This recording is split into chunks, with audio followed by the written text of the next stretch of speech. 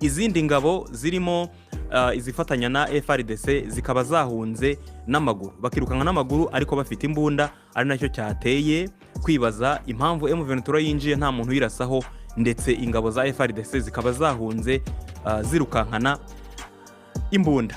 Abaturage bo bakomeje kwifungirana mu mazu, ndetse nta maduka yafunguye mu masaha ya mu gitondo, nta maduka yarafunguye.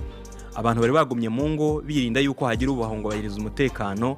Abanyira amaduka cyangwa se abanyamaduka nabo birinze gufungura mu kwirinda yuko hagira igihungabanywa cyangwa se hagira ubasahura, nubwo nta bikorwa by'ubusahuzi byagaragaye muri uyu mujyi nk'uko umunyamakuru yabitangaje. Ku mupaka w'u Rwanda na Bukavu na Congo nta rujya n'uruza ruhari. Abakozi bo ku ruhande rw'umupaka wa Congo biravugwa ko bahunze, nabo birukanse bahunganye n'igisirikare ndetse n'ubundi buyobozi bwa gisivile. Hari abavuga yuko guverineri wa Kivu y'Amajyepfo yahunze kuri moto ndetse akaba yerekeje mu Burundi. Hari abavuga yuko yagiye Cibitoke mu majyepfo y'umujyi wa Bukavu.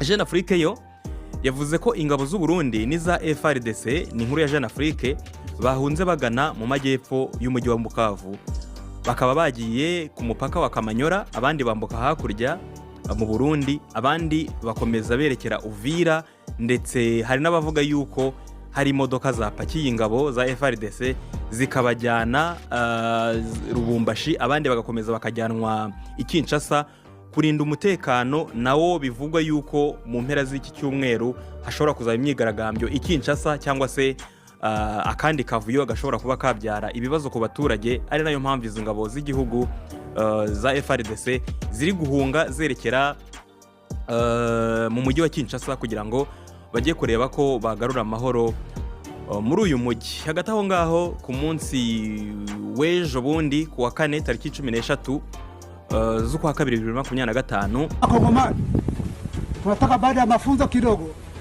baada ya kubadilisha muingizwe ndani, tukomboe nchi yetu, tukomboe Wakongomani. Uko tayari? Ndio. Uko tayari? Ndio. Niko tayari kwa juu. Leo. Niko tayari kwa juu. Mwenye yuko tayari kuingizwa kwa RC, mudisha Kisekedi, mwendelee kuua raia, mwendelee kuiba, mwendelee kufuta banki, mwendelee kunyanyasa raia. Tunataka kurudi huko mkono juu.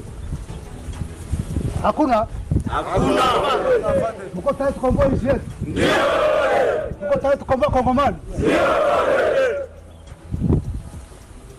So mfuate maelekezo peke yake ya viongozi wa training na walimu.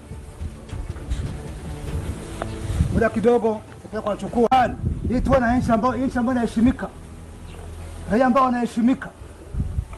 Tuwe na jeshi nzuri, jeshi la wananchi. Walipata vizuri? Ndio. Walipata vizuri? Ndio. Mnapata chakula? Ndio. Mnapata museme, mnapata mupate.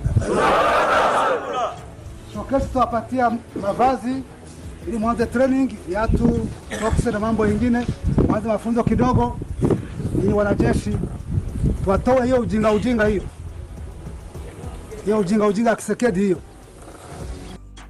Umugaba mukuru w'ingabo za M23 General Sultan Makenga yagaragaye ahitwa Rumangabo mu kigo kiri gutorezwamo ingabo za FARDC zafatiwe ku rugamba n'izindi ngabo zitandukanye.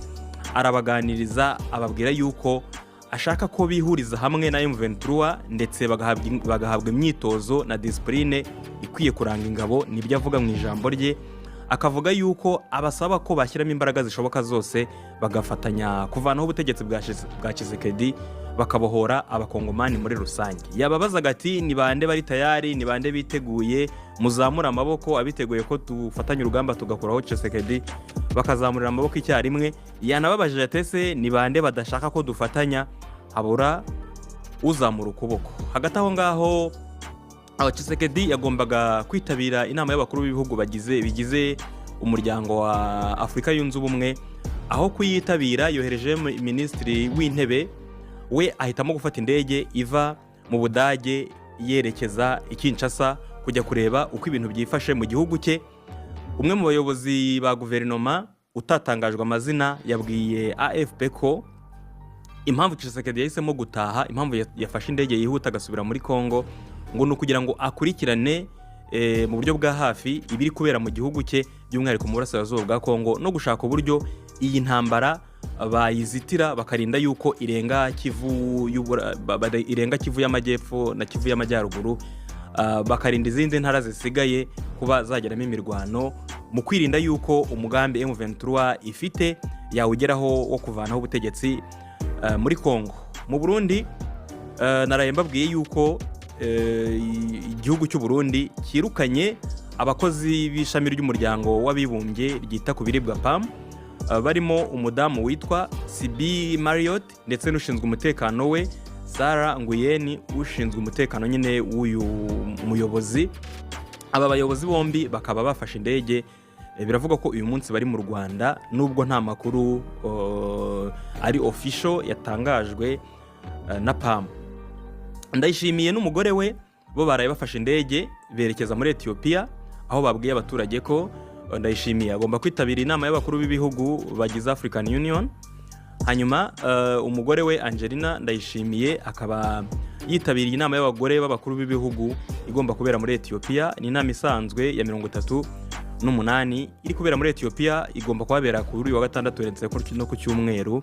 Mu bizaganirwaho muri izi nama harimo ikibazo cy'umutekano muke wo muri Sudani, hakaba n'ikibazo cy'umutekano muke mu burasirazuba bwa Congo. Gusa Tshisekedi we ntiyagiyeyo.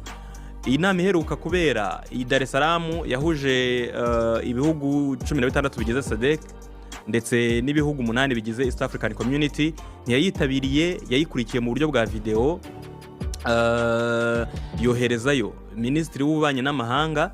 Iyi ngiyi nayo yahuje ibihugu bigize umuryango wa African Union, nayo ntiyayitabiriye, ahubwo yahisemo kujya muri Congo gukurikirana ikibazo cya security. Umunsi inama yabereye i Dar es Salaam yabaga, bivugwa ko nibyatangajwe ku mbuga nkoranyambaga muri Congo, bivugwa ko ikirangira Tshisekedi akimara kuyikurikira kuri video, ngo yahise ajya muri Chad gusaba ubufasha mu bya gisirikare igihugu cya Chad, kugira ngo arebe ko yabona imbaraga no kurushaho